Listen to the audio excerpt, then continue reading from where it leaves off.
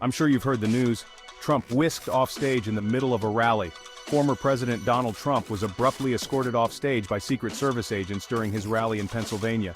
Attendees at the Arnold Palmer Regional Airport were stunned as Trump was hustled away after a series of loud popping noises echoed through the crowd. Video footage captured the moment, showing a startled Trump being led away while the audience appeared confused and concerned. Speculation is rife about the nature of the noises, with some suggesting fireworks, others fearing gunshots. The Secret Service has yet to release an official statement, leaving many questions unanswered. Was there a credible threat to Trump's safety? For now, the former president is safe and expected to continue his campaign activities. Stay tuned for updates as this story develops.